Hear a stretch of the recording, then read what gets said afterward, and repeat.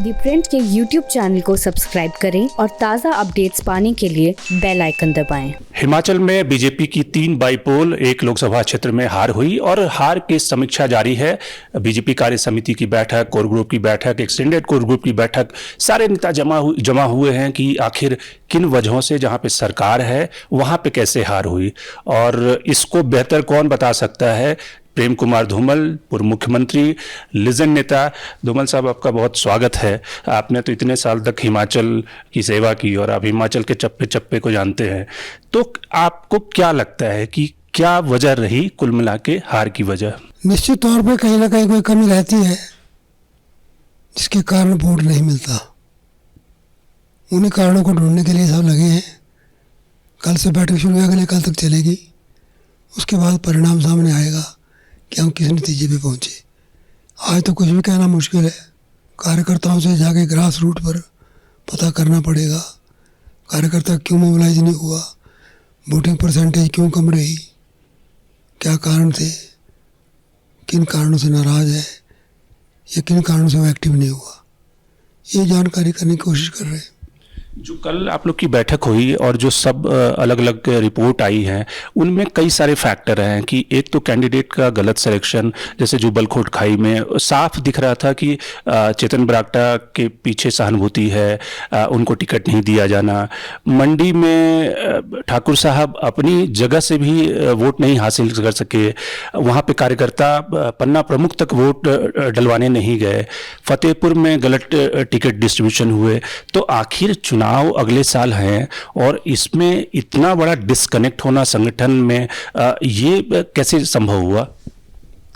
यही तो हम चर्चा कर रहे हैं। मंथन तो यही हो रहा है कि कैसे हो गया, कहाँ गलती हुई है।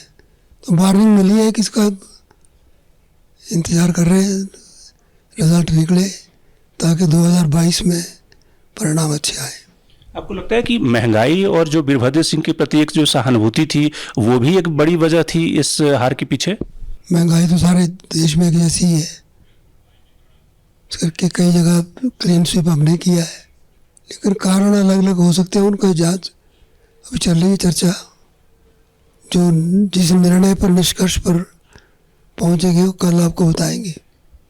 आप बीजेपी के एक बड़े कद्दावर नेता रहे हैं, शांता कुमार धूमल, हिमाचल प्रदेश में जिन्होंने बीजेपी की नींव रखी, वाजपेयी जी की सरकार से लेकर तमाम उन सबके साथ आपने काम किया।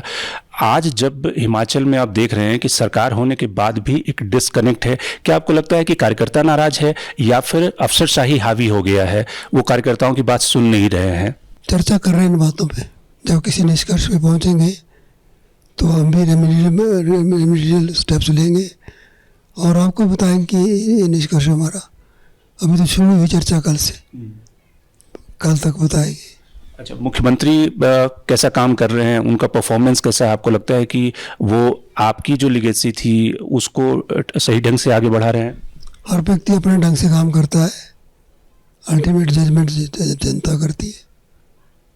जनता ने तो जजमेंट कर दिया है कि वो कांग्रेस के फेवर में उन्होंने वोट दिए।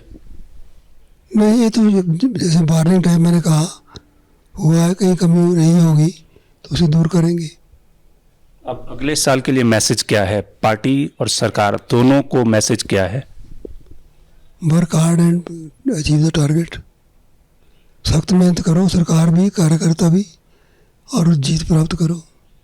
आपके एक पुराने उपाध्यक्ष कृपाल परमार ने आरोप लगाया कि पार्टी में लोगों की बात नहीं सुनी जाती, डिक्टेटरशिप है, सिर्फ 1 या 2 लोग बैठ के फैसला लेते हैं। इस इशू में भी चर्चा होगी, करेंगे चर्चा। लेकिन ऐसी कोई बात आपको लगता है या डेमोक्रेटिक ढंग से सबकी बात सुनी जा रही है? जिसको जैसा लगता है वो बता रहा है। अब पार्टी ओवरऑल देखेगी कि क्या है क्या, अभी जांच देखे, चर्चा करेंगे। मोदी जी से आपकी बात हुई है? उन्होंने पूछा कि भाई क्यों हार गए? बड़े नेताओं से कोई बातें बाहर नहीं की जाती। बहुत बहुत शुक्रिया प्रेम कुमार धूमल का। इन्होंने कहा कि चर्चा के बाद, इसमें से मंथन के बाद निकलेगा कि क्यों हार हुई और सबक लेने की ज़रूरत है। एक अलार्म है, चूँकि अगले साल विधानसभा के चुनाव हैं और विधानसभा चुनाव से पहले अगर डिस्कनेक्ट खत्म नहीं हुआ तो कहीं ना कहीं ये सोचना होगा कि कैसे कार्यकर्ताओं को मनाया जाए। Shankar Arimesh, the Print, Shimla.